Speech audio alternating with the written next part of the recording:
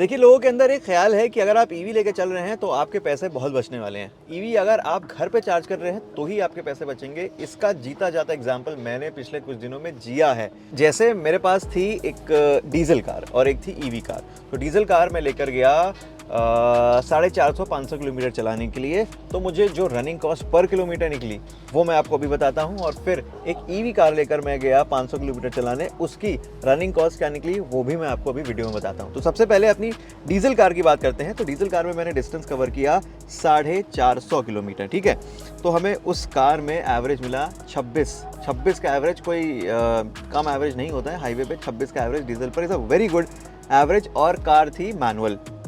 Diesel use हुआ 450 divided by 26, यानी कि 17.31 लीटर डीजल हमारा लगा एप्रोक्स।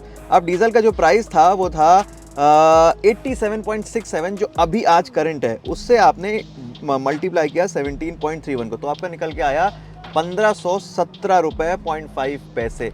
यानी कि 1500 रुपये में मैंने 450 किलोमीटर की गाड़ी चला दी और अपनी डेस्टिनेशन पर पहुंच गया। थोड़ा डीजल बचा भी था।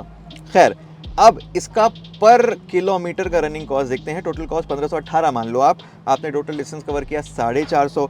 अब 1518 डिवाइडेड बाय 450 तो आपका आता है 3.37 रुपीज़ पर किलोमीटर। यानी कि डीजल कार 450 किलोमीटर चली है, 3.37 पर किलोमीटर का आपको रनिंग कॉस्ट निकल कर आया है। आपको अभी लग रहा होगा कि ठीक है, कम है, आपको लगेगा कि ईवी का जो है वो और कम होगा, बट ईवी का जो है इससे ज़्यादा है। चलिए, अब मैं ईवी का कॉस्ट आपको बताता हूँ। मैं ईवी लेकर गया 500 किलोमीटर चलाई मैंने।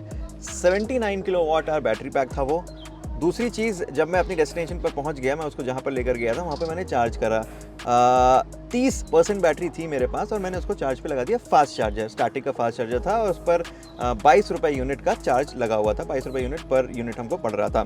मैंने उसको चार्ज पे लगा दिया। 30 किलोमीटर, 30% बैटरी थी और 30 से 100 होने में उसको जो है कितने पैसे लगे वो आपको बताता हूँ। तो मैंने रिचार्ज किया था उसमें तकरीबन 1500 रुपये का।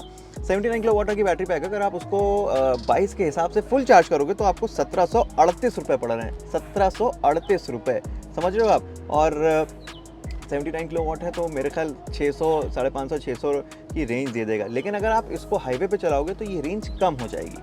सिटी में तो आपको 650 की रेंज अगर वाली गाड़ी आपको 500, 550 दे देगी, लेकिन आप हाईवे पे चलाओगे तो आपको कम रेंज मिलने वाली है। 1738 रुपये जब रिचार्ज होंगे, रिचार्ज हो जाएगा 1738 रुपये में, एक फुल चार्ज हो जाएगी ये 79 किलो वाट वाली ईवी, तो आपको 4.35 पर किलोमीटर का जो खर्चा आएगा वो आएगा। यानी कि डीजल से ज़्यादा का खर्चा आपको ईवी में आ रहा है अगर आप बाहर चार्ज कर रहे हो, 4.35 पर किलोमीटर। तो मेरे हिसाब से अगर आप ईवी लेने का सोच रहे हैं तो तभी लीजिए जब आप घर पे उसको चार्ज कर सकते हैं, क्योंकि बाहर फास्ट चार्जिंग 22 रुपये यूनिट बहुत महंगा है।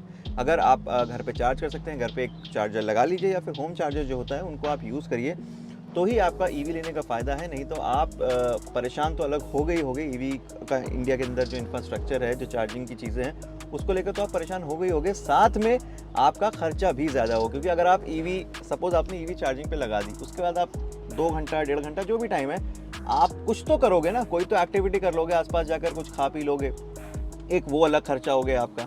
उसके साथ साथ ईवी आप बाहर चार्ज कर रहे हो, फास्ट चार्जर 22 रुपये यूनिट पे, वो अलग खर्चा हो गया।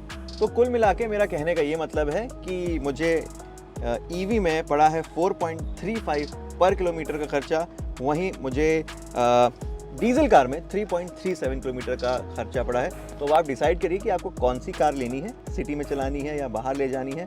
मेरा एनालिसिस ये था। मेरा नाम है अर्शद और आप देख रहे थे ऑटो लाइफ।